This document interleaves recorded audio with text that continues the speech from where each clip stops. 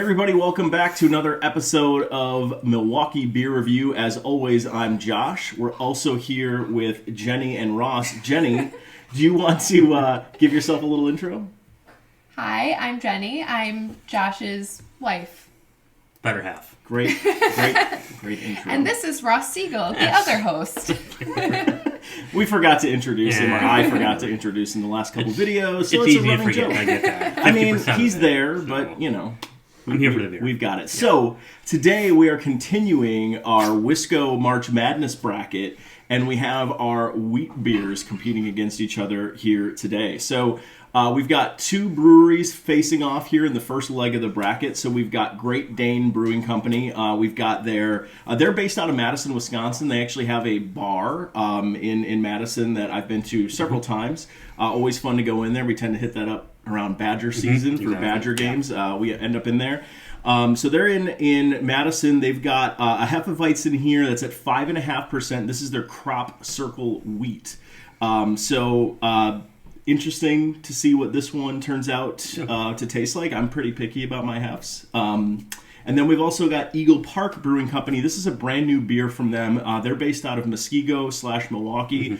New brewery here. We've done some stuff from them in the past. This is their hef, as they call it. So same style here, a Hefeweizen. This one comes in at 6.6%? Nope, just 6. Just 6%. Just 6% ABV. Writing and words and talking. So let's get a nose here on the Great Dane and see what we think.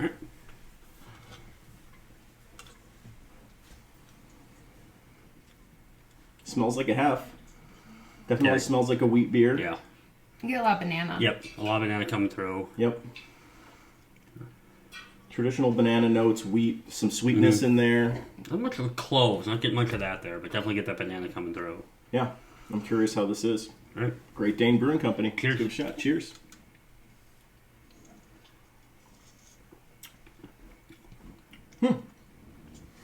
I was expecting it actually to be, based on what we were smelling, a little more sweet, and it's not. It's not. It's very smooth. You get the banana that really kind of comes through the whole time.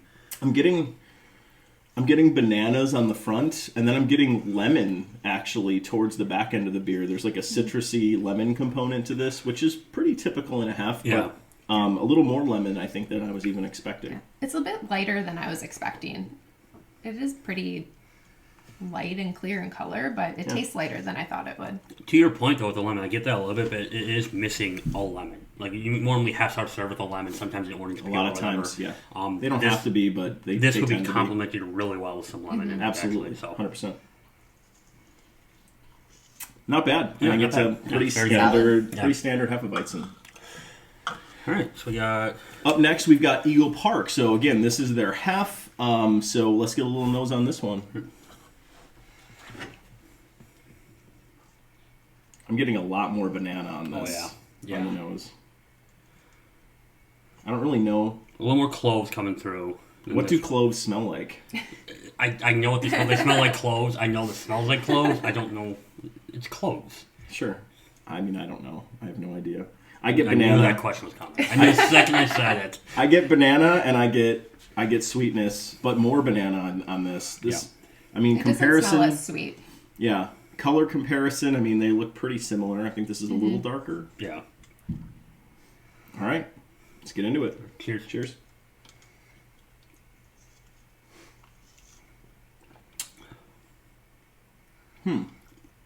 Much more tame. Much as I was smelling banana, I'm not really getting that. It's not getting a ton. It's a little sweet in the back end. Yeah. It actually almost feels like empty. Like it's missing something. Yeah. I think the lemon flavor on the Great Dane hef added a little spice and a little bit more character to it. This I get banana up front, but then it's nothing at the end. Yeah, really. Nothing at the end. It just kind of drops off. Yeah, this is heavier too. It feels a little heavier. I think this is slightly less carbonated than the Great Dane one too, which makes it feel heavier because there's some contrast there. Interesting. All right, so it's a bracket. You gotta pick a winner. Yep. So, Josh? I thought, just from the two breweries and knowing them, I thought I would go with Eagle Park on this one. I was excited about that, but I actually think I'm leaning towards Great Dane. I think I like that lemon character to it, that citrus spiciness towards the end of it. They're really good. They're both pretty solid Hefeweizens, but I'm gonna go with Great Dane. Ken? I'm actually the same. I was thinking I was going to go towards Eagle Park too, but the Great Dane is just a lot tastier. I would definitely order that if I was at a bar. Yeah, I'm gonna make it three for three. So I'm gonna pick the Great Dane. I think from a hef standpoint, just kind of hit the taste notes a little bit better. I thought when I smelled the Eagle Park, I'm like, yep, this is what I'm gonna like. I really like the banana coming through, but the Great Dane did a really good job. That was really well done. So, and I like that we did the two halves against each other. I thought that was a good way to do this. So agreed. All right, so you got the second half of the bracket. So mine beat yours, by the way. That's what happened. Just calling that out on video. All right, so what do we got next? So first we got O'So Brewing Company. We have O'So's out of Plover, Wisconsin. We have their Big 2.0 is a wheat ale coming in at about 4.6%. This is with orange peel and Voss Voskvike? I'm thinking it's Voskvike. We'll write it up here. You guys can tell us how to pronounce it. We got that one going against Hinterland Brewing Company, which is out of Green Bay, Wisconsin. This is the WIT TF, which is a pretty creative name. It's coming in at 4.8%, and this is a grapefruit peel with spices. So it's kind of nice we have orange peel against grapefruit peel. We can kind of see the differences there. Yeah. So why don't we get the O'So and get a little nose on it? Sounds good.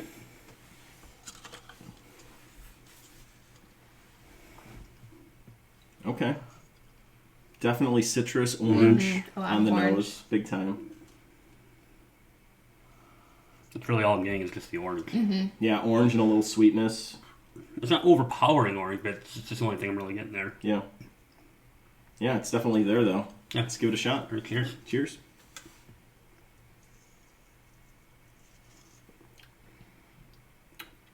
Oh. You know, the orange is subtle, but it's really good in the sense that it doesn't like overpower, take everything over. You can tell it's a wheat beer, but that orange is nice and just kind of lingers all the way through. It's very tasty. It's a solid wheat beer. I think the base beer is really good, and then there's that kind of orange undertone to it. It flows all the way from the back end through the front end of the beer, front to back. Like it's all there. Great beer to drink outside on a nice day, a beer garden beer. Like this would be perfect. I was expecting it being a wheat ale to have a little bit more bitterness, but I actually really like this. It's really smooth and drinkable. Yeah, I think this is very good. This is very well done. All right, so we have the orange peel one. Let's go the grapefruit peel. Let's see what we got with Hinterland. Tucker also has an opinion about this beer specifically, so let's see. Definitely, yeah. I mean, similar, right? Citrus, grapefruit. The grapefruit, I mean, about the same as what I saw in the O'So, or what I felt on the O'So, like about that same level of citrus character on the nose. I mean, grapefruit. Yeah. Pretty much. Pretty much all you're getting. Which is what I would expect. Yeah. All right. Here we go. Cheers.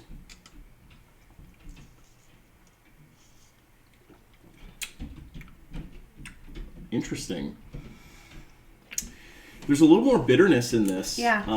I don't know what the IBUs are on the Hinterland versus the other three, but I definitely. thought I was smelling a little bit of hops. Oh. You can definitely taste that at the end. Yeah. I don't like this. Really? I don't like the end taste. It's very off. bitter at the end. I don't know what it is. I don't like grapefruit. Yeah, that's fair. Yeah. And I'm not getting a lot of grapefruit with this, but like, it's very flat up front, and you just get this bash of bitterness right at the end. It's I don't know. It's off-putting for me. Interesting. I'm gonna be blunt, but I like it more than I expected. I'm in the same boat as you. Yeah. But still probably not my first choice. Yeah, I mean, between these two, I'm definitely going with O'So, but I have to give Hinterland credit. I like this a lot more than I expected to, and I mean, I don't go for grapefruit in my beer. Like, it's not really my thing. I much prefer the orange notes there, but I have to give Hinterland some credit. I still think this is a decent beer. It's not winning this side of the bracket for me, but I think it's a pretty decent beer, all in all. Yeah, and I vote for O'So too. I just prefer that taste a lot better. no, I think mine was pretty obvious. Beautiful. I'm going to pick O'So. So moving on is Great Dane. Great Dane and O'So. So we'll get rid of... So let's get a last little nose and taste of the Great Dane. This is their Hefeweizen again, coming in at 5.5%.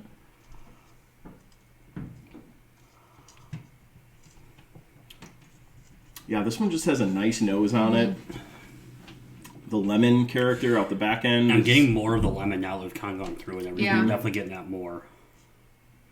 This would be just a really nice beer in the summer. 100%. Spring and summer to just drink and hang out. Yep. Agreed. One thing I will say, though, is these don't feel like that traditional German style Hefeweizen. No. They're definitely not that.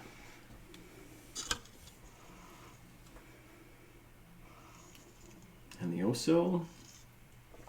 So going from the Great Dane to the O'So, this is heavier. And you can start to feel that heaviness kind of after you go through the Great Dane, which is a very light beer for a half, but... Yeah. So... The orange is really good on this. I really like that subtleness of this orange, and this is close. This one's tough. Yeah, it is. So, I guess let's start with Jen. Jen, what are your thoughts between these two? It's super close. I really like the banana notes in the Great Dane, and I feel like this is a beer I could have more than one of, and both of them really. But I really like the banana in the Great Dane, so I think I'm going to say the Great Dane. Okay. I am going to go the reverse of you. I thought I would go Great Dane, but I think the orange character, if I'm just thinking straight up wheat beer, like I want a wheat beer, I'm going with O'So because I just think it's a more well-rounded beer overall. I think the citrus character to it I like a little bit more. And part of it is my own partiality about a Hefeweizen. Like when I hear Hefeweizen, like I want that German, like that strong wheat, character to that beer. And that's not quite it. It's still really good, but I'm going to go with O'So. So looking at them by comparison, I agree with what actually you said. You hit right at the end. It was exactly what I was going to say. Is if I want I want that Hefeweizen. And while this is the Great Dane is very good, it to me is not a traditional Hefeweizen. So as far as which beers are made the best and which one I consider drinking, I think the O'So. It gets that orange taste relative to the subtleness of that, the nice slightly heavy wheat ale you get with this. I think, and as you guys have alluded to, it was very close. These were really good beers. Across the board, with me being a little exception to Hinterland, but across the board, these were very good. Very close race here, but I'm going to give the slight edge to O'So. Yeah. So, congrats, O'So, making it to the final four as our wheat beer corner of the bracket winner. So we've got one more left to do. We've got our IPA bracket, so that will be coming in the very next episode, along with our Final Four video, where we kind of have all of these four beers match up. So really, really excited about that. If you like what you're seeing here, or if you've tried any of these beers, you've got comments, put it in the notes, throw it in the comments section here on YouTube. You can find us on the rest of our social media. We've got Facebook going, we've got Twitter, Untappd and Instagram. We're posting weekly videos at this point, although several of these will be coming out a little bit more consistently here over the next few days. But really, really good stuff. Thanks for watching, and we'll see you in the next episode. Thanks, everyone. Thanks, Jen, for joining. Appreciate it. Have a good one. Bye.